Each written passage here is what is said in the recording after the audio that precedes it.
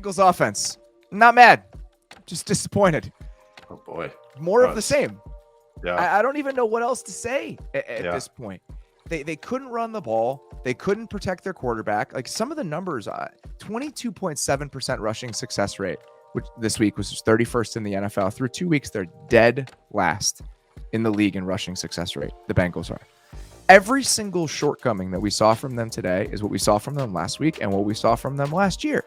And we talked about this before the season.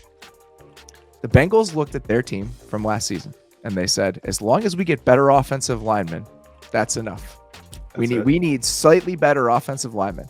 Well, the offensive linemen, in terms of personnel and the names that you pencil into the depth chart, are slightly better.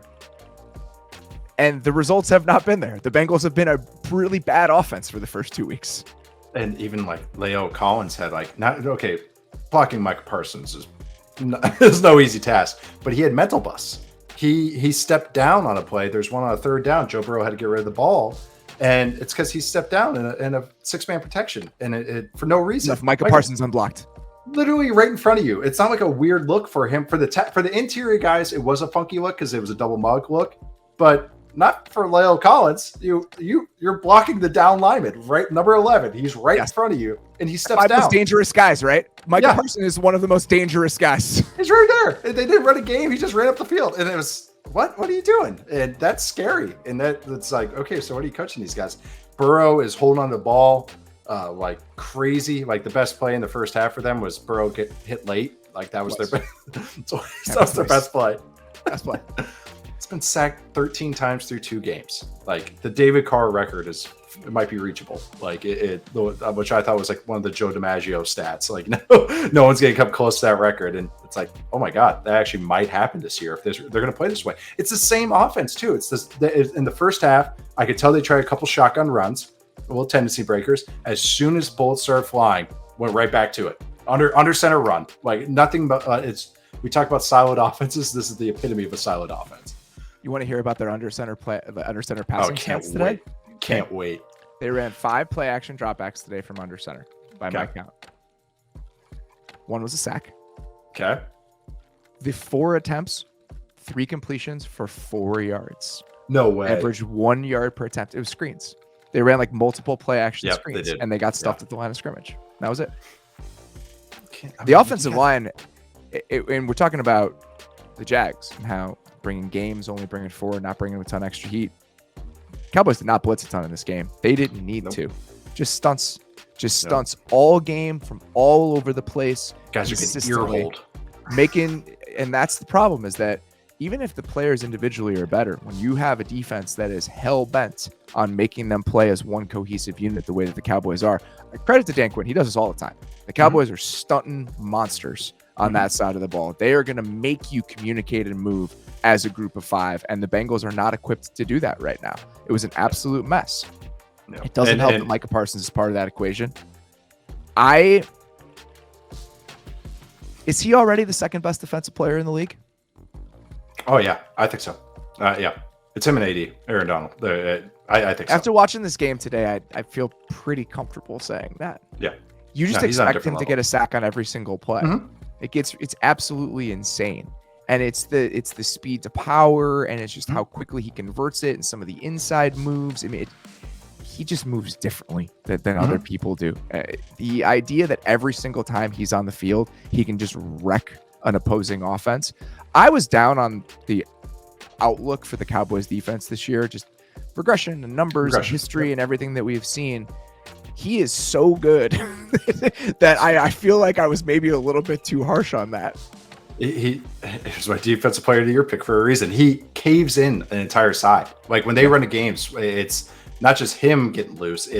He's helping his teammates out. This is gravity of a good pass rusher, because he just caves it in. He takes 2. He'll take 3 sometimes just because he's so fast. And he's one of the greatest athletes I've ever seen. And I'm comfortable saying that. Like that, I'm not only testing wise, but just how he plays, how fast he plays.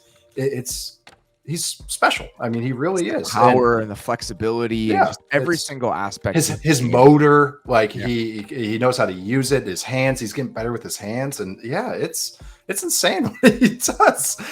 Did you also see? Speaking of just like this offense, did you see Joe Burrow yelling to Zach Taylor, "No more empty"? He straight up just yelled, "No more empty, Zach." It's like, okay. Because honestly, every time, this is why this offense is frustrating. We say they're putting more pressure on the coaches this year.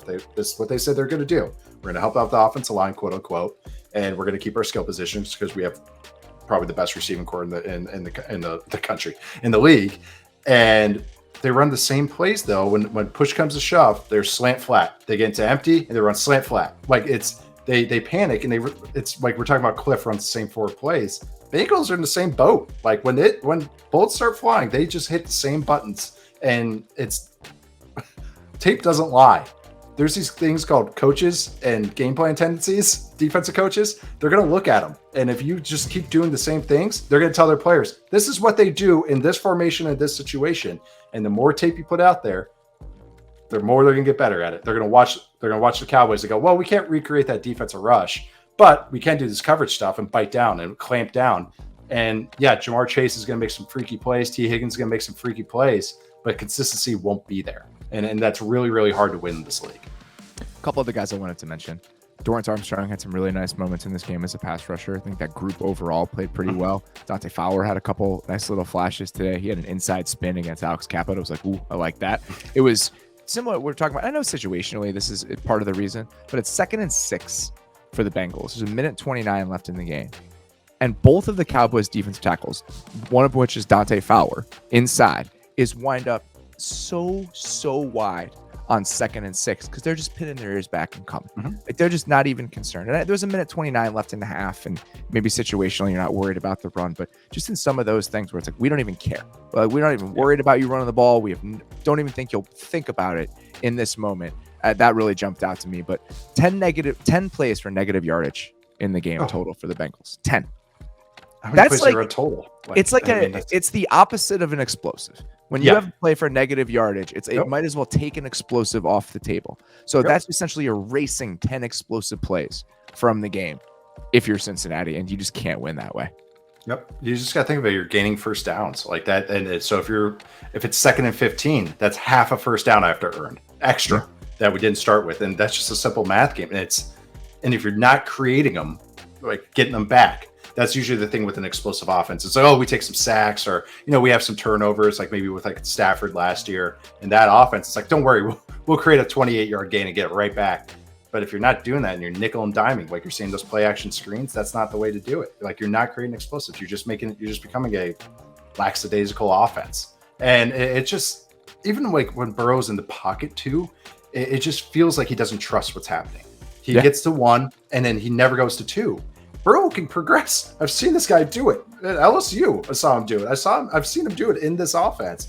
And now he's just going 1 and done. He's becoming a 1 and done read guy, which is not where you want to be. And it's not seeing ghosts. It's not anything like that. But he's going, I'd rather tuck the ball and create a play than trust what the concept is. And that's not a path you want to go down.